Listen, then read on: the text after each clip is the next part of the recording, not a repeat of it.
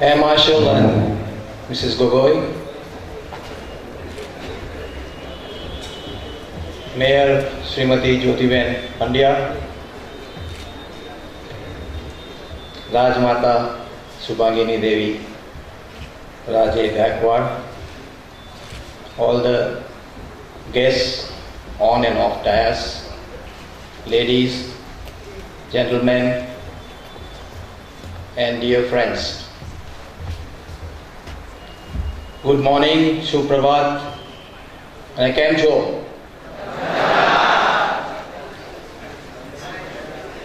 English, Hindi और Gujarati?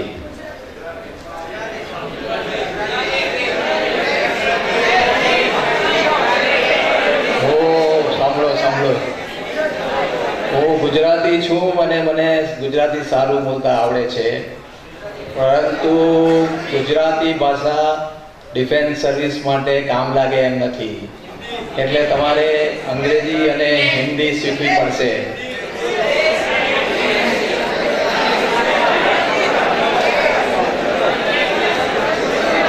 I know that English language is a remnant of our colonial era, but all of you will agree with me that today English has become universal language. You play your video games on computer in English, you SMS in English, and when you have to go and face some interviews, you'll have to face in English. So I hope you will not mind if I speak in English. I know your demand is for Gujarati, but that's difficult at this stage. Air Force Association is a registered society of ex-air warriors with about more than 70,000 members all over India. It looks after the welfare of retired Air Force personnel, their families, the widows. It provides them a platform to project their problems and to have interaction with each other. And at the same time, it strives to spread awareness about defense service in general and Indian Air Force in particular among the people of Gujarat. Therefore, Air Force Association Gujarat is happy to associate with E+ Foundation for this defense awareness program arranged for college and schools of Baroda. I should say Vadodara. Recently, I had attended a Rotary Club district conference in Ahmedabad. So one gentleman had prepared a booklet on career counseling for students of 12th standard. It had detailed information about opportunities in various disciplines like engineering, medicine, law, commerce, hotel management, fashion designing, and even event management. But it was very sad that there was not any mention of the host of opportunities available to 12th standard students in the defense service. You know, Gujaratis are considered a business community. When two Gujaratis meet, they say, "Kem cho, majama?" And when they depart, they ask, "Koi saru investment hoy to batavjo ne." But in my entire career in Air Force, I found that whichever unit I served, the strength of Gujaratis was the minimum. Every year, in every unit, Bengalis celebrated Durga Puja, Malayalis celebrated Pongal, Punjabis celebrated Vaisakhi, but we were so few Gujaratis that we could never celebrate Navratri.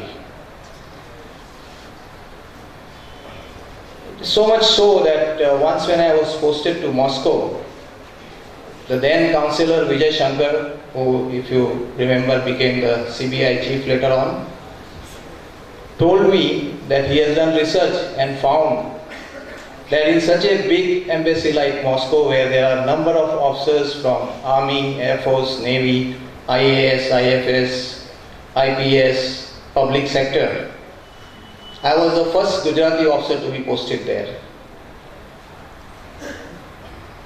I can't resist without any malice from telling you what my Punjabi friends used to joke with me. They told me that how can you good Jews be in defense service? I said, why? He says, you know, in Punjab village, when a male child is born, we call him Ranjit Singh. And what do you call in Gujarat? Ran Chhod Das.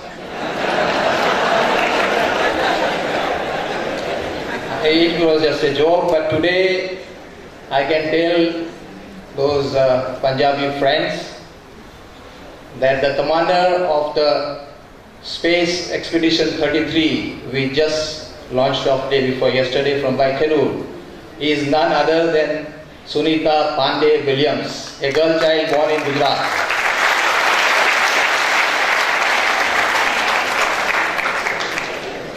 When Gujaratis decide, they can excel in any field. And with the exposure available to you all, young youth people in Gujarat, the situation in defense service is also changing. But this effort is for taking the situation further by giving detailed information on the career opportunities available in defense forces. We will tell them about which are the various entry points for the different disciplines. We will remove any misconception if they have, and will motivate them to join defense forces so that, as Rajmata said, the old glory will come back to Gujarat in defense field. Being a Gujarati, I have been often asked, how did I join Air Force? Well, in 1965, when I passed out from LD Engineering College, Ahmedabad, with a first class degree, as our First Lady Mayor mentioned,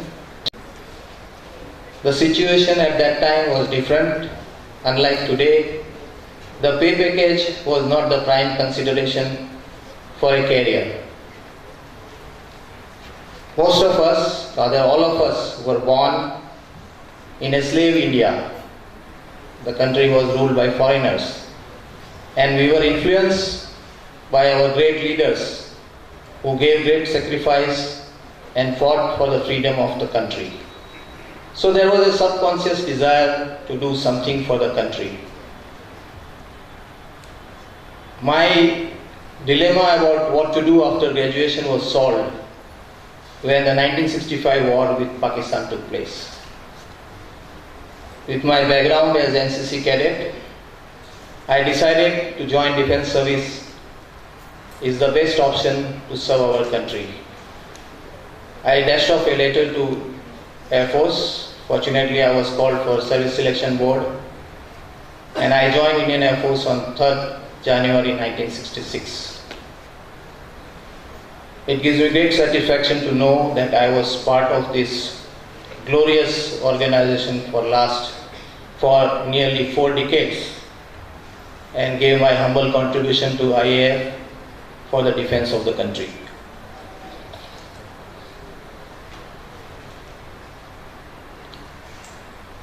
Defense service is one of the best and noble profession.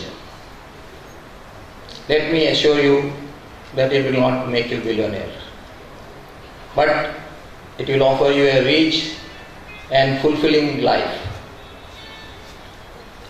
There is nothing in the world which is so exciting as being in the air in the fighter aircraft. I am sure Air Marshal Gogoi and Air Commodore Sodi will vouch for this statement.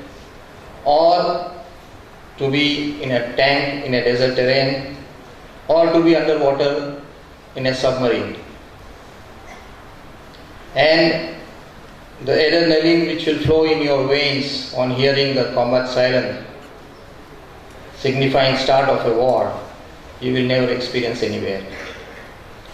As far as I was concerned, Indian Air Force fulfilled all my dreams which I had as a young engineering student.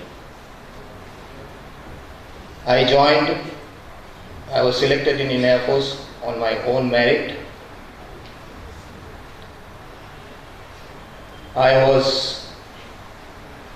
I took active part in 1971 war from a surface to air missile squadron on our western border.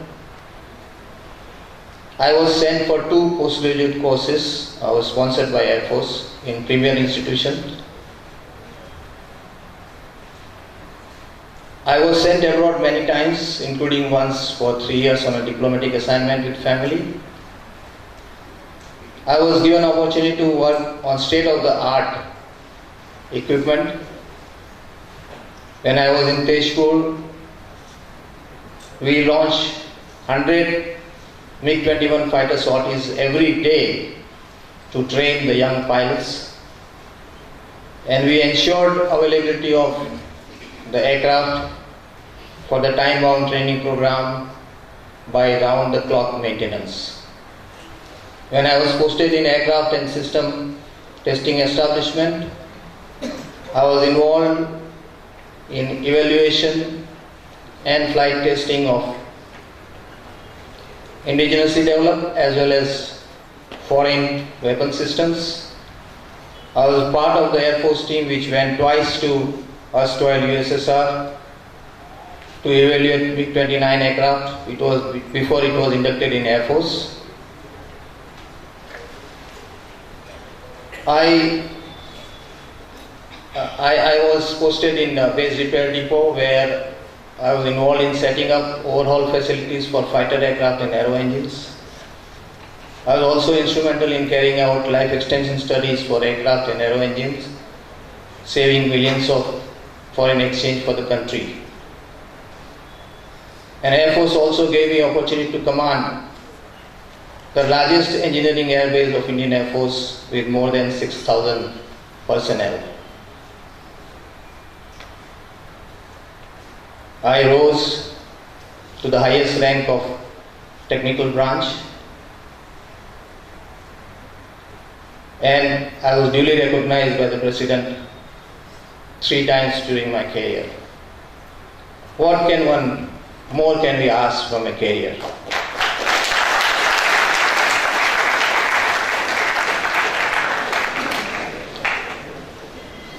Defense service is not about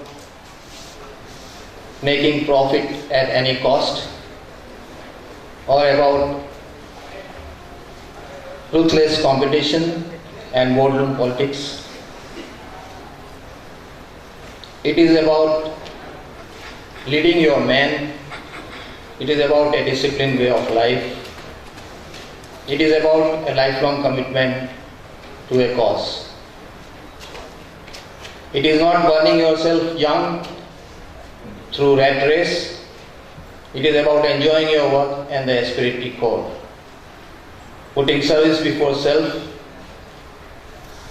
and finding adventure in your career while you are in service, and remaining young and healthy after you retire.